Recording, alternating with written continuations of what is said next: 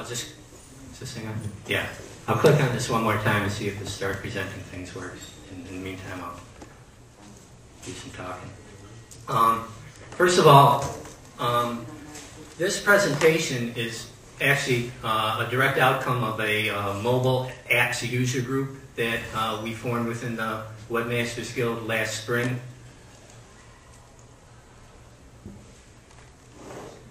I feel like I'm putting up Christmas trees in my house. We got all these wires.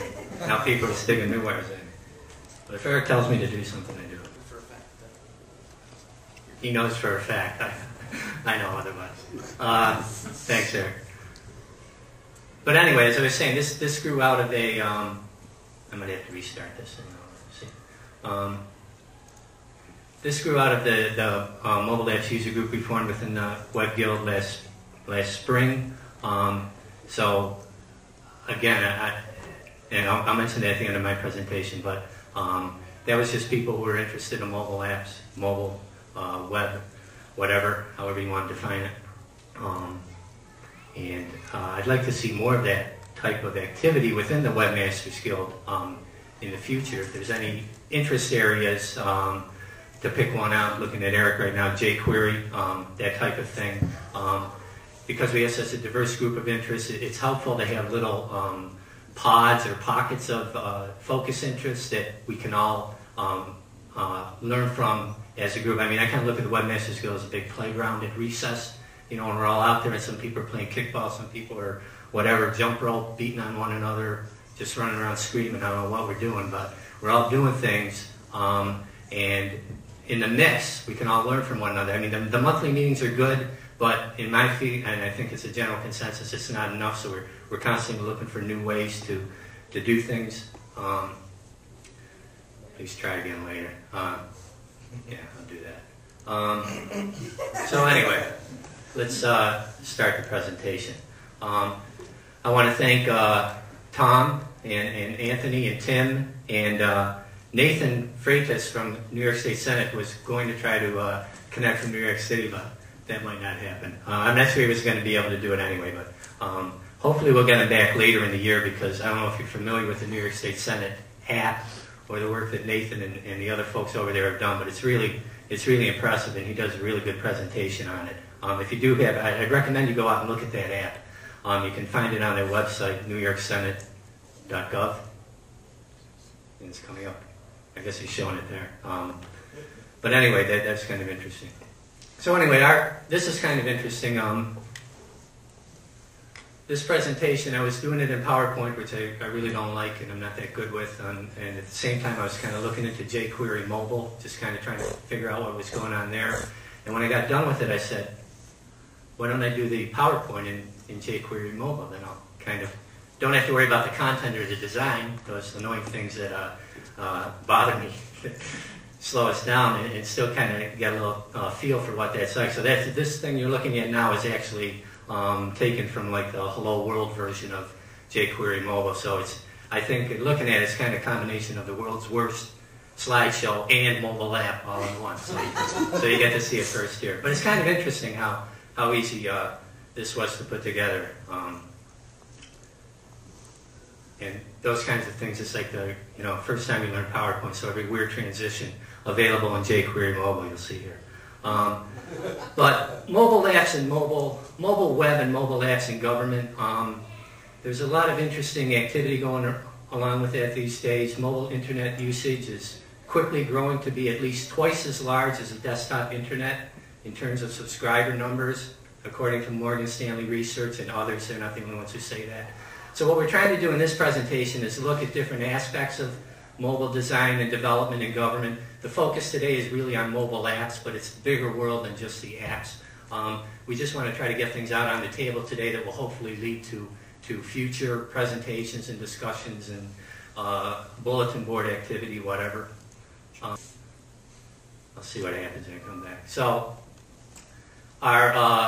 what's going to happen today is I'm just going to give a quick overview here. Tom will talk about the Apple iOS mobile developer process, what it takes to get into that world. Anthony will look at some Android development using Adobe Air, which is a cross-platform tool, very interesting.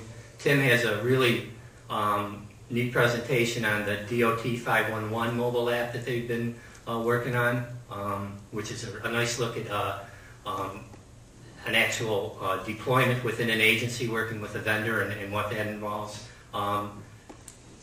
If Nathan had been able to be here, he was going to look at the New York Senate mobile app, kind of going from zero to showtime with a cross-platform accelerator. You might be familiar with that titanium accelerator tool, which you develop basically using JavaScript, and then it can deploy on various platforms. It compiles to the various platforms, Android, iPhone, and iPad right now. I think they have BlackBerry either coming soon or actually as a possibility now. And then any questions, panel discussion, whatever. I've lost everybody in this room yet. What we won't be emphasizing, because again, this is a big topic, so I don't want to create a false impression. We're not that these aren't interesting and worthy topics, we just can't do it all in one day. We won't be looking at deploying mobile devices to agency staff, like which device should I pick and how do I get my email office integration. Important questions, it's not our focus today. We might talk about that, but it's not the main focus. Security, which is a huge thing, I'd like to do something with that sometime this year, maybe with the security group. That's not a focus of today, although it might be touched on.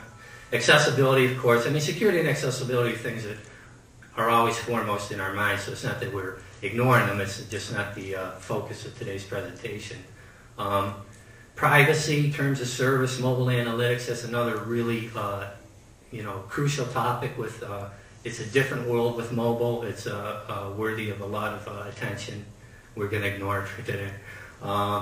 And mobile development of internal versus external audience, kind of like the intranet session that Chris is putting together for February, kind of that perspective. We might touch on those topics, but I just don't want to give the impression that those are the main focus. I'm giving up. What we will be emphasizing are the key characteristics of the mobile web, how we define it, what makes it different, its distinguishing features, how to get started, the trends in mobile, what's been happening, where it's headed, why should we care, what does it mean for Webmasters. I think it's the biggest thing that's happened since at least the browser wars. I mean, that's my personal opinion. I think this is huge. It's really going to affect everything we do as Webmasters in the coming years. But I'm kind of a rapture guy anyway. I'm always waiting for something big to happen. Actual case examples of mobile deployment, that's what the more interesting presentations are going to be today with Tom and Anthony and Tim. How do we define mobile? This I just took from Wikipedia. It refers to the use of internet-connected applications or browser-based access to the internet from a mobile device, such as a smartphone or tablet PC connected to a wireless network. There's two major distinctions. One is a mobile website, which would be just a normal website created for mobile devices, accessible through mobile browsers, no download, no app, no installation required. There's a lot of interesting things starting to happen with that very recently. jQuery is one of them. jQuery Mobile is one of them. But that's a kind of emerging technology now. And also mobile app, the application designed to run on a specific mobile device with download and installation required. Again, today I think most of the presentations are looking at the mobile app side of things. Can you see this? Oh yeah.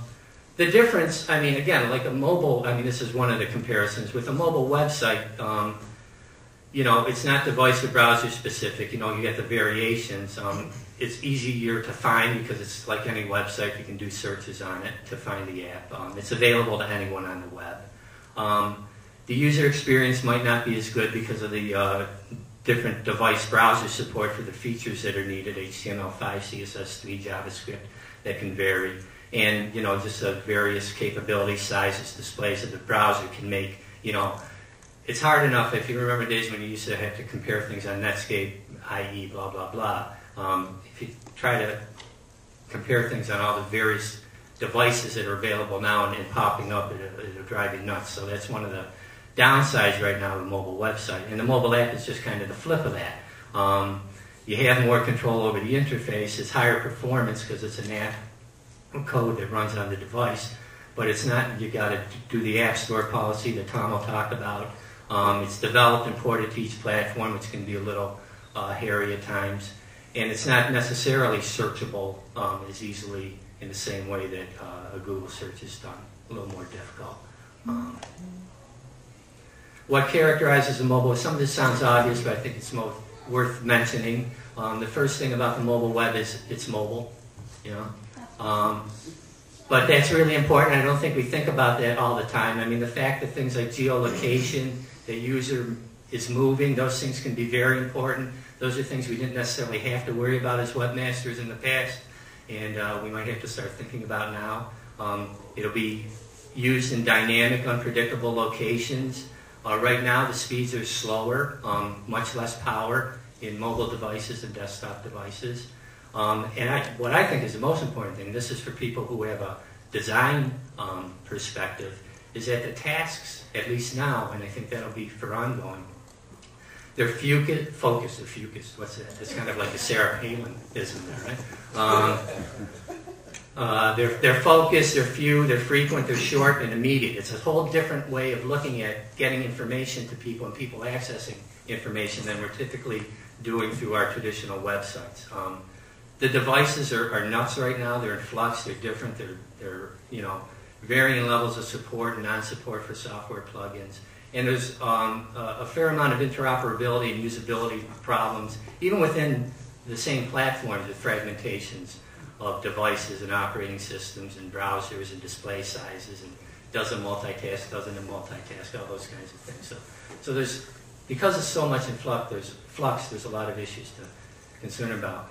This list I got somewhere, I don't even remember where, what a wireless mobile device is. It's interesting. We think of iPads, we think of smartphones, we think of Kindles, we think of tablets and cell phones, but even things like car electronics, I mean, anti-lock braking systems, which I thought was kind of cool to have on there. They're definitely mobile. There's mobile video, there's home. I mean, the way that this information that we're presenting to people, I think there's things that are happening now that we're aware of. There's things that will be happening that we're not fully aware of that will be coming. So it's definitely a new world. The main operating systems, and this I'll leave for, this will be up on the forum site so you can go out and look at it. Apple and Android are obviously the huge players right now. BlackBerry's making a big move again. Nokia's kind of big everywhere else in the world, not so big in America. Microsoft will do what Microsoft does, I guess. They're making a move right now. I'm not really sure where Palm is, but it's out there. The tablet thing that kind of changed the game a lot when Apple came out with that. Now there's new players coming into the tablet market. I know Anthony saw the playbook a couple months ago and was pretty impressed. There's HP has a couple, one that's out, one that's coming out. Google supposedly was supposed to come out on Black Friday, but it's been delayed. And some of them are based more for business apps, as they say. Some are more based on the iPad. There's a lot happening in that regard. So, again, this is up there. Will be up there on the website. The trends. This is, again, from Morgan Stanley, that the world is currently in the midst of the 5th major technology cycle of the past half a century. And the mobile internet is the one for 2000. Tablets and mobile apps are #1 on Gartner's list of top technology. Mobile apps was number 7 last year. Tablets weren't even on the list. So that's how quickly it's happening. By the end of this year, 1.2 billion people will be carrying smartphone handsets as well as tablets. It's pretty big. These are some good examples. If you want to see some mobile apps in government, Arkansas has some really good ones. I think you can actually kill a deer and tag it with your mobile phone out in the field. Salem Nance is a great guy. I don't think you can kill the deer with your phone yet.